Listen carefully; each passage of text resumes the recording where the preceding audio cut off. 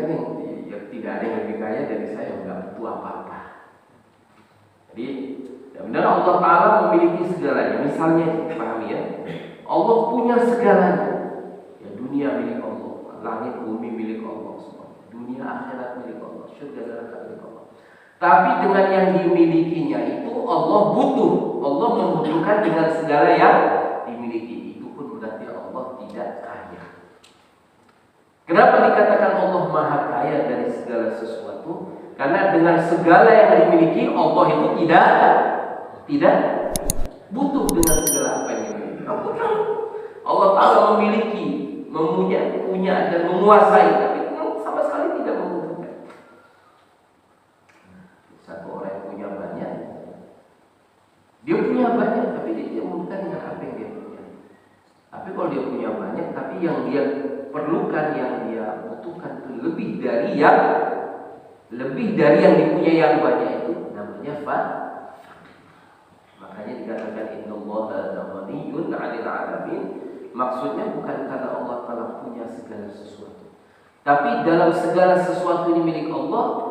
Pada saat yang sama Allah Ta'ala tidak membutuhkan segala sesuatu. La ghaniyyun, sungguh maha, benar-benar maha ghani 'anil 'alamin, dari seluruh alam semesta yang dimiliki dikuasai oleh Allah. Ya. Kemudian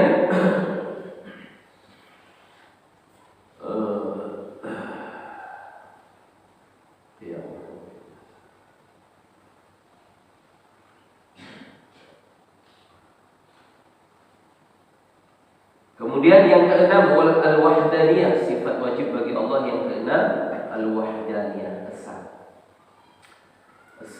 Artinya tunggal. Bimana annahu subhanahu wa ta'ala wahid fi dzatihi wa sifatihi wa af'alihi. Allah Subhanahu wa ta'ala esa pada zatnya, sifatnya dan af'alnya. Jadi Allah Ta'ala esa, tidak berbilang. Mustahilu alaihi ta'addud, dan mustahil bagi Allah Ta'ala berbilang lebih dari satu. Ya, dalil bagi kita orang yang memang sudah duluan beriman, dalilnya qul huwallahu ahad. Allah Ta'ala esa.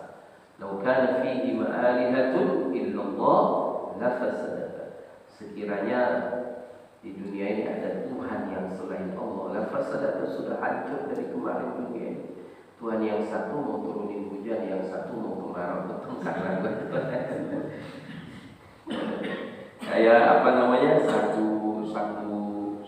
bahtera ada dua nakoda.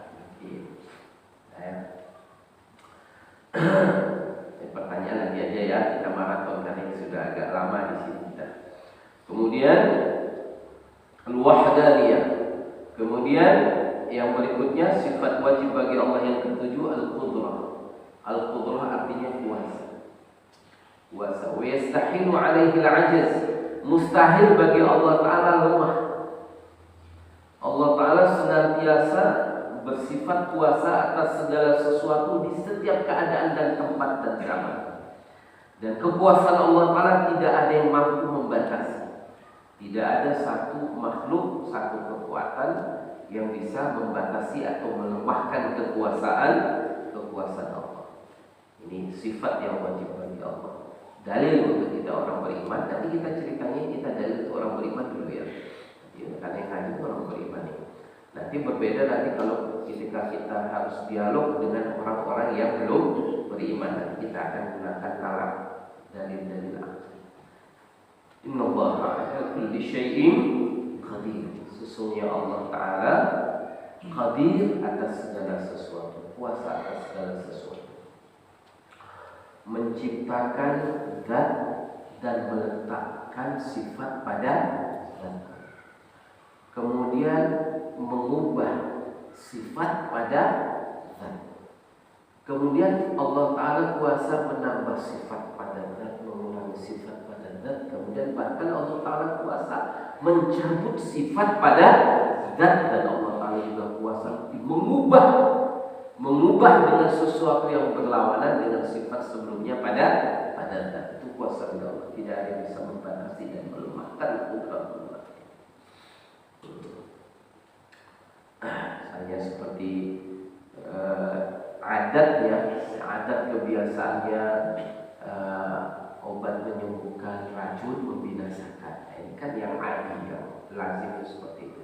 Tetapi puasa tidak, ketika Allah telah mengubah obat ini fungsinya jadi membinasakan. Puasa tidak. Ada nggak yang bisa menghalangi kita? Demikian juga racun yang sifatnya kebiasaannya membinasakan, membahayakan, tapi kemudian dia justru menjadi sebab manfaat. Bisa tidak? Bisa. Dan ini sudah terjadi berkali-kali. Kisah Qalut di dalam Al-Quran diceritakan.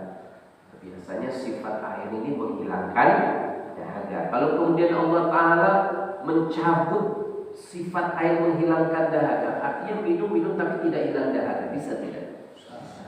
Atau bahkan Allah Ta'ala mengubah, bukan hanya mencabut sifat menghilangkan dahaga, air ini diminum malah semakin dahaga. Bisa tidak? Ya bisa, pernah terjadi. Nah, ini kita cerita tentang kudrat Allah, bukan kemudian nanti pulang minum racun biar sehat. Tapi nanti ada keadaan kepepet yang mungkin itu bisa saja terjadi. Seperti peristiwa Sayyidina Khalid bin Walid kan. Ya, tapi kalau kita ya jangan. Artinya kita tahu dulu sifat yang wajib bagi Allah, bahwa kuasa Allah Ta'ala bisa meletakkan satu sifat pada satu zat, kemudian mengurangi, menambahkan, kemudian atau mengubah, meletakkan sifat yang berbeda. Bisa. Dan ada keadaan-keadaan, satu keadaan yang kemudian nanti kita berhadapan dengan keadaan seperti ini ada.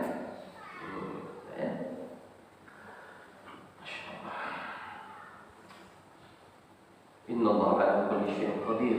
Dan Allah telah memberitahu kepada kita orang yang beriman, innallaha, sesungguhnya Allah ala kulli syai', atas segala sesuatu itu qadir, kuasa. Yang namanya tenggelam biasanya di dalam air, tapi kok di air tidak tenggelam, di tanah yang padat malah tenggelam.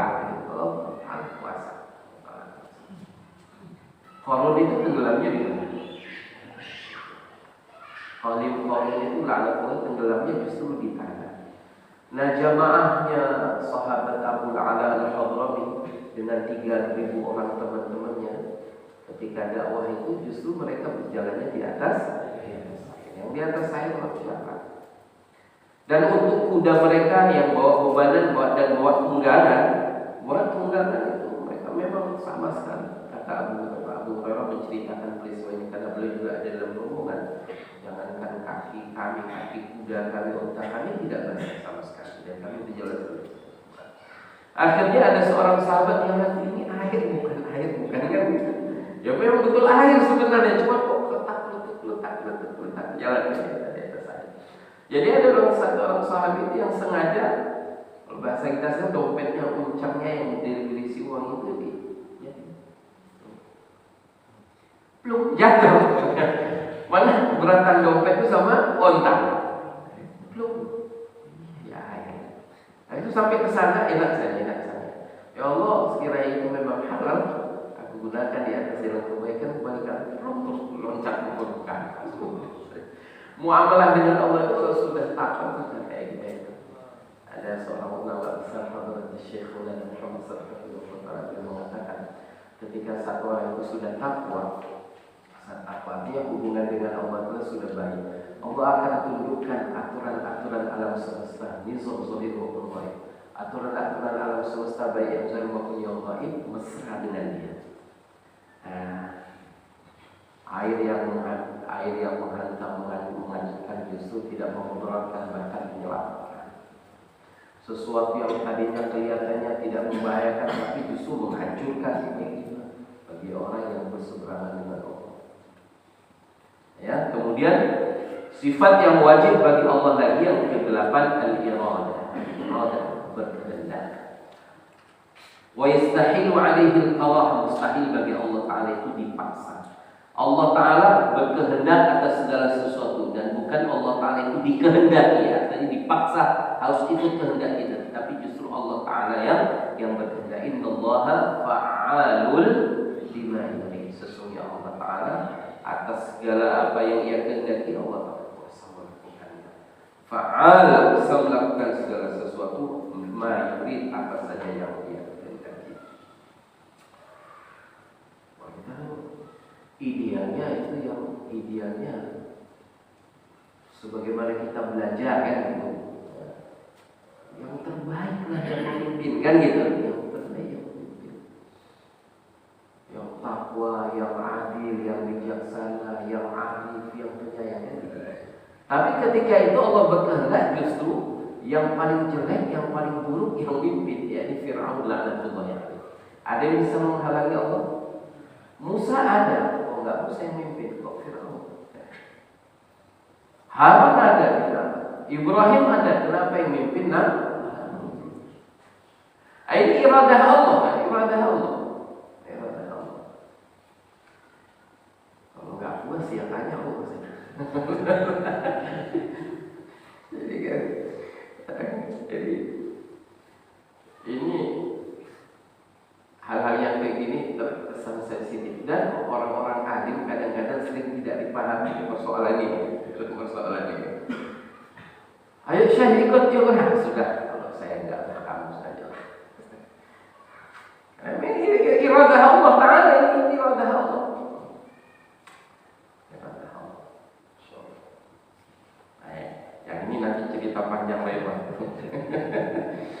Dari kita ini kritik, tapi kita tidak pernah introspeksi.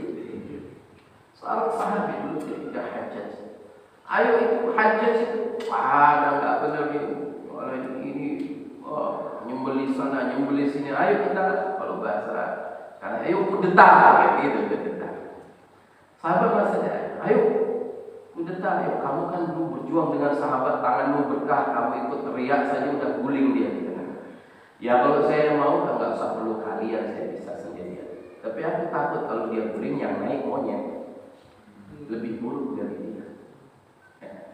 Nah, jadi macam mana ya? Perbaiki amal kalian, perbaiki amalan kalian.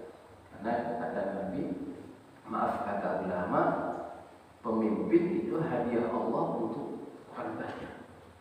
Kalau orang banyak prestasinya di sisi Allah ya. Menurut Allah mereka berprestasi baik, Allah mesti akan kasih hadiah yang baik. Ada nggak pemimpin keluar dari badan? Keluar dari batang pisang? Kan nggak ada. Pemimpin keluarnya ya dari tengah-tengah orang banyak itu.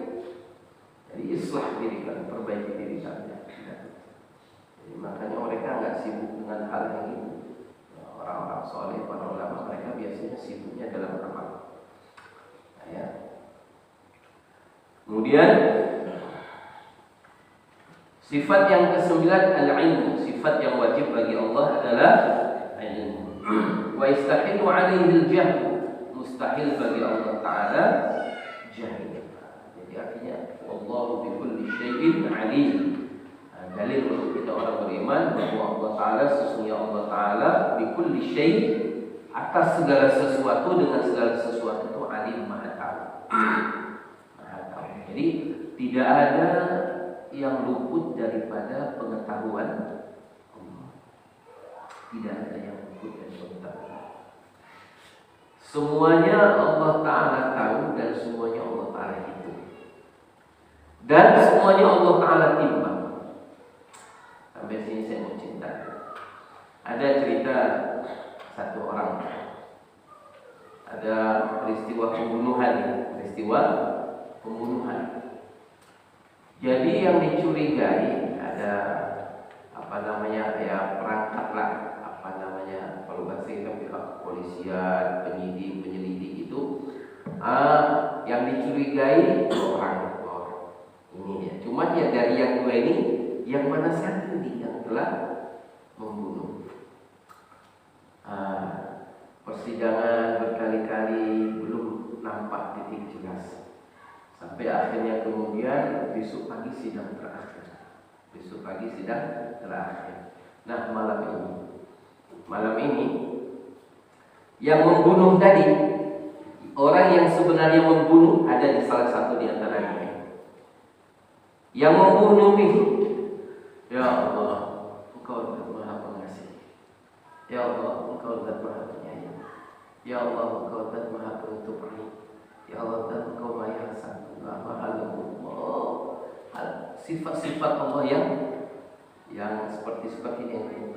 Ya Allah, berlemah lembutlah kepada hamba yang berdosa. Satu lagi yang memang dia tidak membunuh. Malam itu dia doa dengan bermimpi. Ya Allah, zat Engkau yang maha adil. Wahai Allah, Engkau zat yang maha adil, tunjukkan keadilan. Tunjukkan keadilan. Besok pagi sidang terakhir, hakim diputuskan yang membunuh itu yang tidak membunuh. Bahwa yang tidak membunuh itu, itulah diputuskan ini yang dibunuh. Sementara yang membunuh tadi, dia divonis bebas. Nah, ini cerita di alam akhirat. Ya Allah, aku telah meminta kepadamu keadilanmu, dan Engkau zat yang maha adil. Engkau zat yang maha adil, dan aku meminta Engkau zahirkan keadilanmu. Engkau tahu bukan aku yang membunuh, aku yang diputuskan membunuh, sehingga aku harus dibunuh. Yang Engkau kan minta keadilan. Berapa ekor nyamuk yang sudah mati di tanganmu?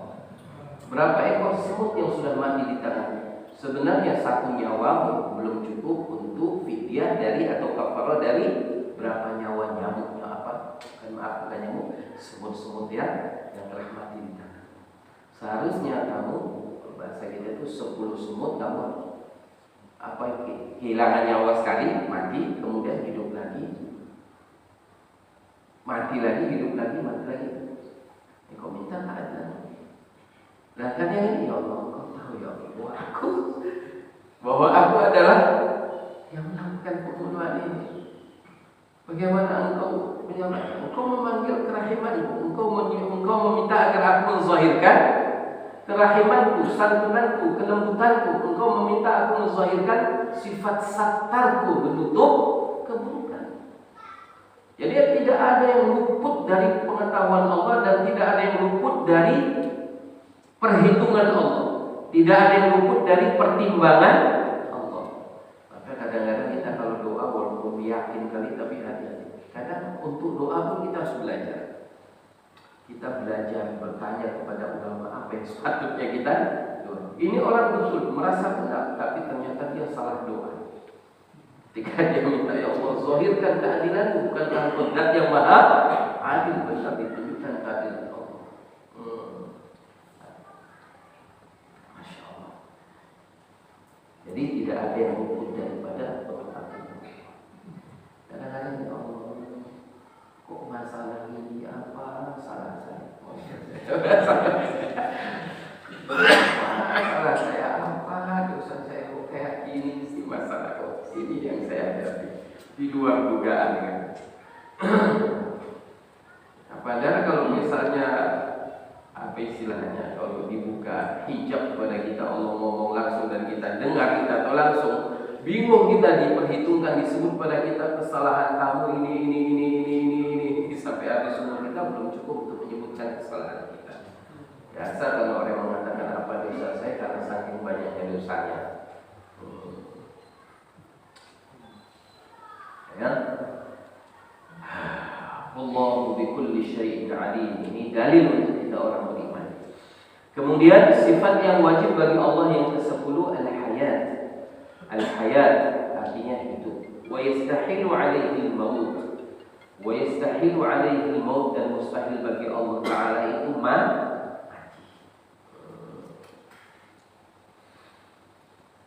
Dalil untuk kita orang beriman apa? Wa tawakkal 'alal hayyil ladzi la yamut. Berserah dirilah kamu, bertawakallah kamu kepada Zat yang maha hidup, yang selamanya tidak akan pernah mati. Allah itu hidupnya berapa juta tahun ya? Salah pertanyaannya. Allah Ta'ala Zat yang maha hidup. Segala kehidupan yang wujud yang tanpa ini justru datang dari Zat yang maha hidup. Sifat yang wajib bagi Allah yang ke-11, as-sama', mendengar. Wa yastahilu 'alaihi as-sama', mustahil bagi Allah Ta'ala itu tidak mendengar. Sama itu tidak mendengar. Ini kalau tidak salah saya di syarah Safinah atau apa ya, diceritakan, dinukil bagaimana Nabi cerita kepada sahabat mengenai satu ekor semut yang ada di dasar lautan ketimpa batu hitam di bawah sana. Dia bingung, mana aku? Suara rintik hatinya dia terpisah dari kawanannya itu didengar oleh Allah. Suara telapak kakinya semut. Ya nggak usah di dasar lautan sana, taruhlah di telapak tangan kita ini, dengar nggak kita? Taruh semut-semut yang besar, ada semut yang merah yang besar, yang pinggulnya besar, taruh di sini. Desah nafasnya kita nggak bisa dengar. Pembicaraan taruh berdua itu mesti ngobrol dia, terus nggak dengar kita. Oh, suara langkah kakinya apa lagi? Oh, kadang-kadang melalui perbandingan kita bisa merasakan kelemahan diri dan kekuatan yang kita itu ya. Nah Allah Ta'ala itu semut kecil di dasar samudra yang paling dalam dan di sana kejepit batu hitam. Suara langkah kakinya itu didengar Allah jelas. Dan itu suara langkah dan suara hatinya. Mana kau bilang aku? Mana kau bilang saya? Itu didengar oleh Allah. Apalagi kalau cuma bisik-bisik kita berdua. Nyokor-nyokor. Ini bukan apa-apa. Jangan, apalagi kalau saya ibu, jangan bilang siapa-siapa. Bilang siapa-siapa itu Islam memang udah setoran omongan kepada Allah itu sebenarnya. Suara hati semut yang di dasar lautan ketimpa batu hitam itu kelapa, suara gerak langkah kakinya, suara hatinya itu didengar oleh Allah Taala. Dan pendengaran Allah Taala bukan berbanding gitu ya, saya gini. Itu aja jelas didengar oleh Allah. Apalagi pakai mic, enggak, itu salah, ungkapan itu salah. Pakai mic, berteriak pakai mic seperti ini dengan suara hati semut dasar itu kedengarannya sama bagi Allah. Nah, paham ya? Nah, kalau itu aja dengar, apalagi ini berarti ini lebih mudah dan sana lebih sulit. Tidak, sama bagi Allah sama.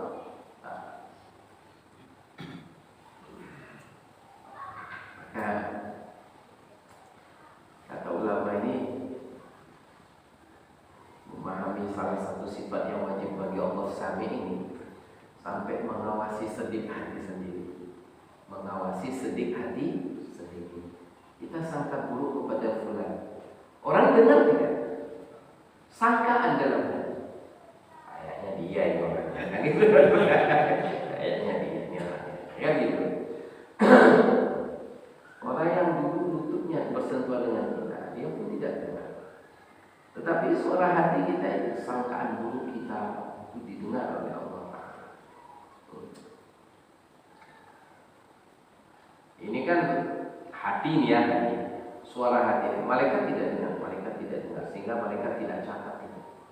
Makanya kemarin pernah kita sampaikan kan, yang buku catatan amal dibentang oleh Allah pada atas perintah Allah dibentang buka.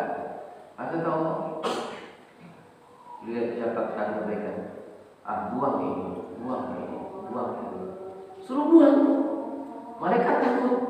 Maha suci Engkau ya Allah, demi Allah aku tidak mencatat kecuali yang memang benar-benar kami lihat dia melakukannya. Kami dengar dia melakukannya, menyebutnya.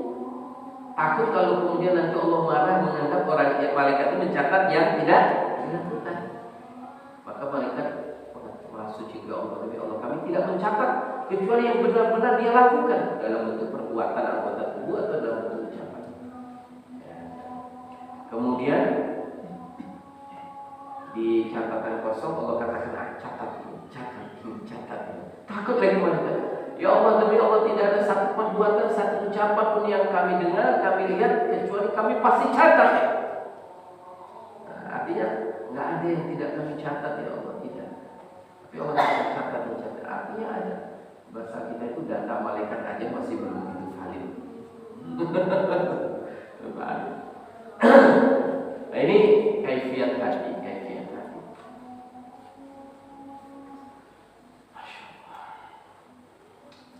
Maka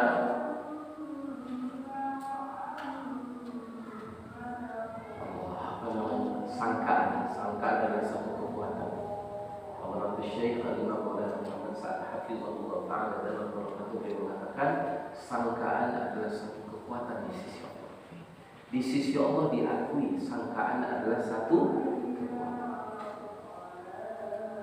Sangka baik adalah satu kekuatan yang akan mendatangkan kebaikan dari kebaikan. Sangka buruk juga adalah satu kekuatan yang akan mendatangkan keburukan juga. Bahkan dalam satu bait subuh dia katakan sangkaan seorang mukmin memiliki kekuatan lebih kuat daripada kekuatan Jibril yang menghancurkan roh dosa. Suara hati didengar oleh Allah Ta'ala dan dia punya poin di sisi Allah.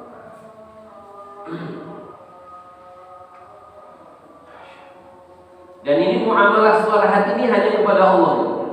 Muamalah suara hati ini hanya dengan Allah. Orang tidak. Dia sedang maksiat sesungguhnya. Yang mana makhluk hatta malaikat tidak melihat dia maksiat, tapi Allah melihat dia dalam maksiat. Dia dalam ketaatan besar dia sedang dalam amal soleh yang agung dia. Tapi malaikat jangankan manusia, malaikat pun tidak tahu dalam ketaatan. Yang tahu hanya Allah. Maka nanti ini akan terjadi. Di mana Allah Ta'ala kata kepada malaikat, ini hapus. Kemudian Allah katakan, catat ini. Dan itu ada kaitannya dengan sama ini. Yang saya cerita ini kaitannya dengan sifat yang wajib bagi Allah apa? Sama mendengar.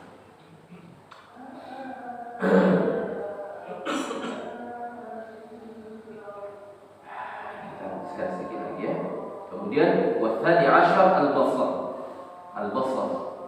Sifat yang wajib bagi Allah yang ke-12 adalah basar. Wa yastahilu alaihi al-'ama. Mustahil bagi Allah Ta'ala tidak melihat atau tidak apa. Artinya tidak ada sesuatu apapun di alam semesta ini yang luput daripada penglihatan. Tidak ada yang luput dari penglihatan Allah. Dan termasuk angan-angan kita juga dilihat oleh Allah, didengar dan dilihat. Wathani asyar dan yang ke-13 adalah al-kalam, berkata-kata. Wa yastahilu alaihi al-bakam. Mustahil bagi Allah Ta'ala bisu, tidak berkata-kata. Wallahu a'lam bis-shawab. Ya. Jadi ada para ulama membagi sifat yang wajib bagi Allah ini sampai 20. Insyaallah kita lanjutkan. Itu namanya apa? Ya, sifat yang pertama wujud yang kita sampaikan malam Ahad yang lalu itu disebut dengan istilah sifat nafsiyah. Sifat nafsiyah. Satu sifat nafsiyah. Kemudian mulai dari hidayah, baqa, mukhalafatu lil hawadits, qiyamu bi nafsihi wahdaniyah, dan qudrah itu namanya sifat salbiyah. Kemudian dari iradah, ilmu, hayat, sama, basar, alam itu disebut dengan sifat ma'ani. Wallahu a'lam bishawab.